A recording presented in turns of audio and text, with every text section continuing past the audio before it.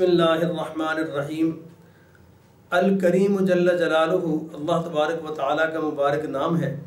اس اسم کے بارے میں آج عرض کروں گا۔ کوئی شخص روزانہ رات کو سوتے وقت یا قریب پڑھتے پڑھتے سو جایا کرے تو اللہ تبارک و تعالیٰ اس کو علماء و صلحاء میں عزت عطا فرمائیں گے اور غیب سے روزی عطا فرمائیں گے۔